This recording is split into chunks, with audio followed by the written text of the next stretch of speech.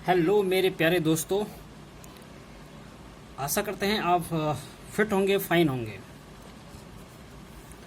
तो आज मैं आपके लिए ले आया हूँ एक वीडियो जिसमें मैं बताऊंगा आपको लाइन्स एंड एंगल्स के बारे में। ये क्लास 7th का चैप्टर है, एनसीईआरटी बेस्ड। तो इसमें सबसे पहले हम 3 टॉपिक क्लियर करेंगे। एक तो लाइन क्लियर करेंगे हम, दूसरा हम करेंगे रे, और तीसरा हम करेंगे लाइन सेगमेंट। तो थोड़ा सा कॉन्सेंट्रेट होके आप इन टॉपिक्स को देखिएगा मेरे छोटे प्यारे दोस्तों। तो तैयार हो जाइए, बिल्कुल कमर कस लीजिए। तो सबसे पहले लाइन क्लियर करते हैं पहले, है ना। लाइन कैसे क्लियर करते हैं, आप मेरे इस स्ट्रक्चर को देखना। इस स्ट्रक्चर के ये एक हेड है, इस पे मैंने लगा दिया एरो। ये दूसरा हेड है, इस पे लगा दिया मैंने एरो। इस एरो का मतलब ये हुआ कि ये जो स्ट्रक्चर है ये इस तरफ प्रोसीड हो रहा है एरो को देखते हुए, और ये इस तरफ प्रोसीड हो रहा है, यानी कि एक लेफ्ट साइड एक राइट साइड प्रोसीड हो रहा है। और ये प्रोसीड होते होते इतने ज़्यादा प्रोसीड हो जाते हैं कि ये लिमिटलेस प्रोसेस है, हम इसको एंड नहीं कर सकते। इस नोटबुक में मैं सिर्फ यहाँ तक ही इसको बना सकता हूँ, इससे बियॉन्ड तो नहीं बना सकता हूँ। बट हम इसको पूरे अर्थ से भी ज़्यादा, अर्थ तक तो कर ही सकते हैं, उस अर्थ से बियॉन्ड भी किया जा सकता है। इसका मतलब ये हुआ कि लाइन का कोई एंड नहीं होता है। लाइन जो है एक लिमिटलेस प्रोसेस है, इसको लिमिटलेस, इसको इतना प्रोसीड किया जा सकता है, इतना प्रोसीड किया जा सकता है कि हम इसको ड्रॉ कर ही नहीं सकते। तो आई होप कि आपको लाइन कॉन्सेप्ट क्लियर हुआ होगा। और दूसरा है रे। आप मेरे स्ट्रक्चर को देखना, रे, इस हेड पे मैंने एक एरो बनाया है, और इस पॉइंट को मैंने एक नाम दे रखा है ए। ये पॉइंट इस तरफ नहीं बढ़ रहा है, इस एरो का मतलब है कि इस राइट हैंड साइड को प्रोसीड हो रहा है, और ये इतना प्रोसीड होगा कि इसकी भी कोई सीमा नहीं है, यानी कि ये भी एक लिमिटलेस है। तो एक और इसके पास लेकिन एक पॉइंट है, एंड पॉइंट है। तो किसी भी रे के पास एक एंड पॉइंट होता है। ए रे हैज़ वन एंड पॉइंट, यहाँ पर वो पॉइंट है ए। बट दूसरा जो एरो हेडेड है वो आगे को प्रोसीड करता रहता है, ये नेवर एंडिंग है। यानी कि रे का एक पॉइंट जिसको हम एंड पॉइंट कहते हैं वो तो फिक्स है, और दूसरा जो एरो हेडेड है वो प्रोसीड करता रहता है, तो वो होता है हमारा रे। थर्ड है लाइन सेगमेंट।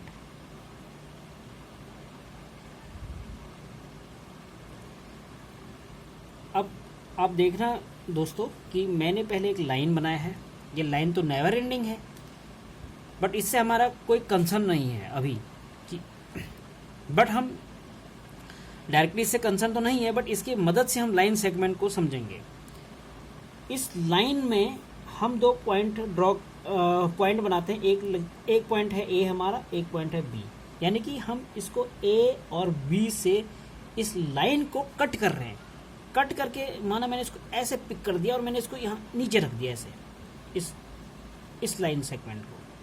तो एक हो गया ए, एक हो गया बी, यानी कि जो ए बी है उसको हम बोलेंगे लाइन सेगमेंट। इसका मतलब ये लाइन सेगमेंट को मेजर किया जा सकता है, क्योंकि इसके पास 2 एंड पॉइंट है, एक है ए, एक है बी। ये प्रोसीड नहीं हो पा रहे हैं।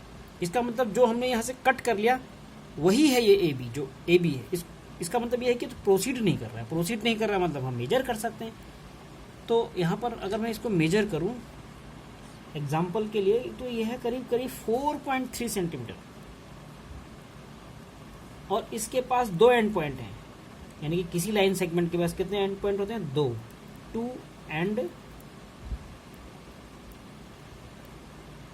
पॉइंट्स, एक है ए और दूसरा है बी। आई होप कि आपको लाइन रे और लाइन सेगमेंट तीनों के तीनों क्लियर हो गए होंगे। अब फ्रेंड्स हम आगे बढ़ते हैं। हम इसमें यूज करेंगे लाइन सेगमेंट का, that is very very important. आप देख सकते हैं कि मैंने एक लाइन सेगमेंट बनाया, ये एक बनाया, ये एक बनाया, इस तरह। तो 3 लाइन सेगमेंट से मैंने एक स्ट्रक्चर बनाया है जिसको हम कहते हैं ट्रायंगल। ट्रायंगल का मतलब ट्राई का मतलब 3, एंगल का मतलब जिसके 3 एंगल्स हैं, 3 एंगल्स, ठीक है। यहाँ पर हम इसको अगर लिखें ए, इसको लिखें बी, इसको लिखें सी, तो एक एंगल हो गया ए, एक हो गया बी, एक हो गया सी, यानी कि ट्रायंगल हो गया। और ये मैंने लाइन सेगमेंट के से बना रखा है, यानी कि लाइन सेगमेंट एक बहुत ही यूज़फुल टूल है आपके पास मैथ्स को सीखने के लिए। तो इस ट्रायंगल को तो मैं यहीं छोड़ देता हूँ, आगे हम चलते हैं एंगल्स की तरफ। एंगल्स ले लेते हैं। एंगल्स हमारे पास बहुत टाइप के होते हैं, क्योंकि एंगल से ही, इन्हीं लाइन सेगमेंट के मदद से ही हम एंगल्स को या ट्रायंगल्स को फॉर्म करते हैं। एंगल्स हमारे पास बहुत टाइप के होते हैं। कुछ एंगल्स मैं लिखता हूँ जो आपके लिए यूजफुल है इस चैप्टर के बेस पे। जैसे पहला मैं लिखता हूँ एक्यूट एंगल, दूसरा है ऑब्ट्यूस एंगल, तीसरा है राइट एंगल, और फोर्थ है स्ट्रेट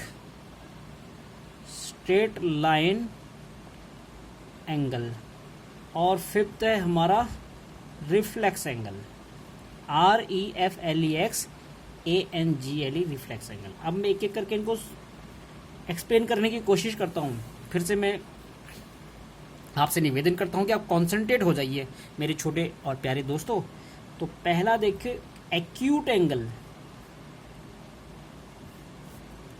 एक्यूट एंगल होता है 0 डिग्री से लेकर 90 डिग्री से नीचे। यानी कि अगर हमारे पास ये एक रे है, इस रे के इधर मैं एक पॉइंट डालता हूँ, उसको मैं लिख देता हूँ ए, ये है ओ, तो OA और ये है OB,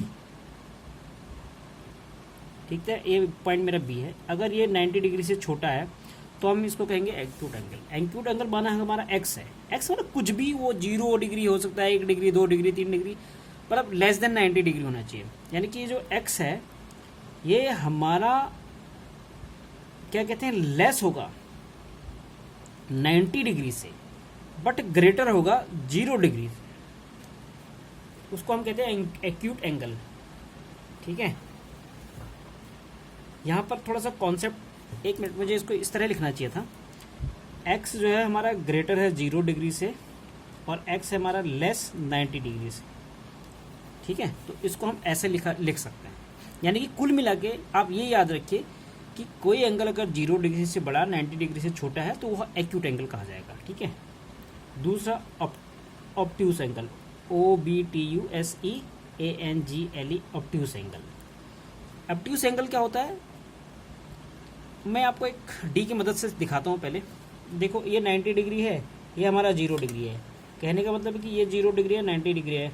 तो इसको हम जब एंगल से हम इसको डिनोट करते हैं, तो हम इसको एज ए बॉक्स या मतलब एक रिवर्स एल शेप बनाते हैं इसको सिंबल वाइज। इसका मतलब ये है कि 90 डिग्री है।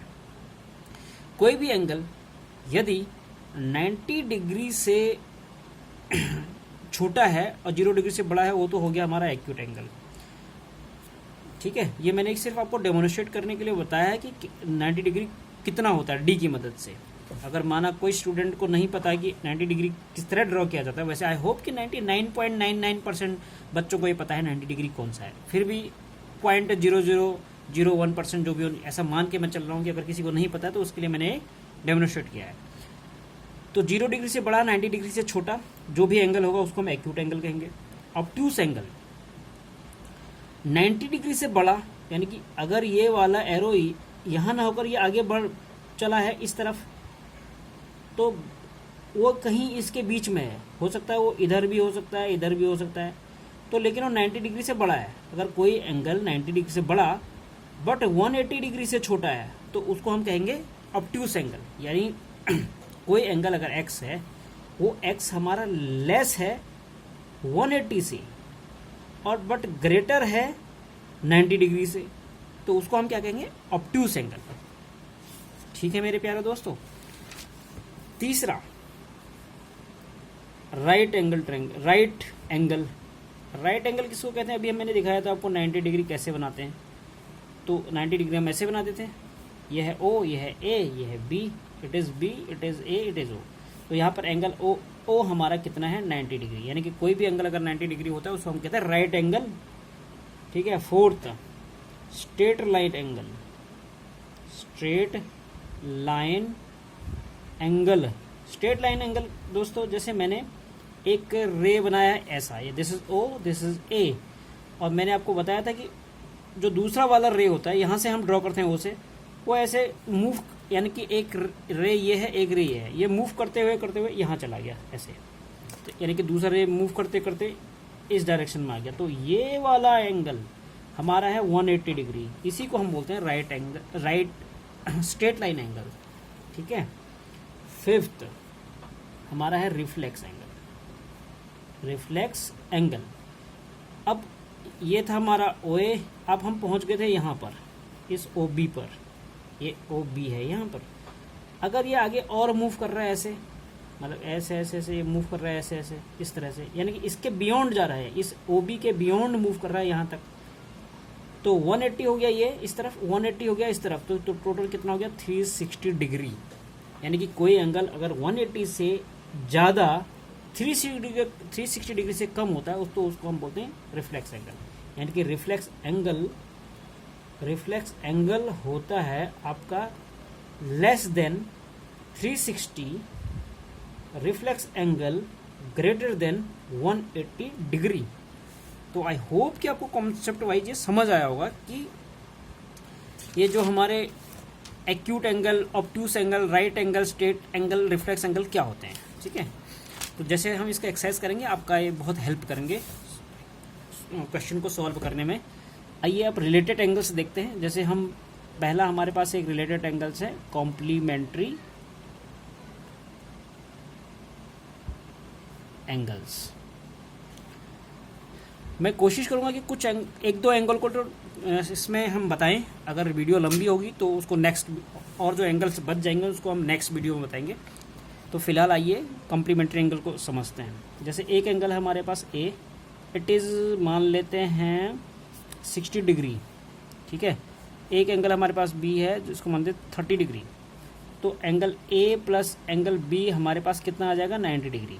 इसका मतलब यह हुआ कि एक एंगल A है, एक एंगल B है, उनका सम है 90 डिग्री। अगर किसी दो एंगल्स का सम 90 डिग्री होता है तो उसको हम बोलते हैं कॉम्प्लीमेंट्री एंगल।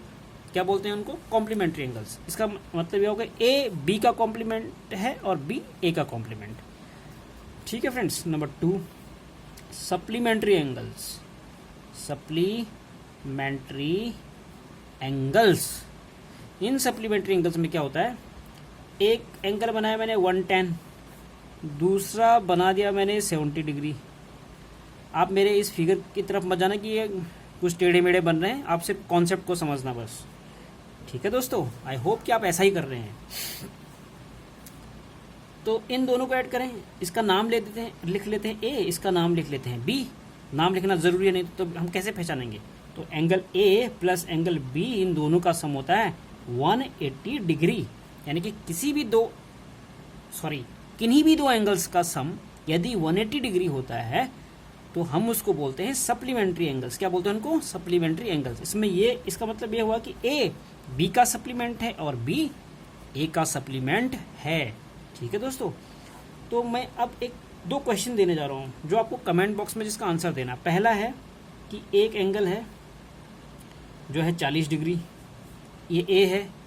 एक एंगल है जो है पता नहीं कितना है, बट इसका नाम है B। तो आपको बताना है कि ये B कितना है।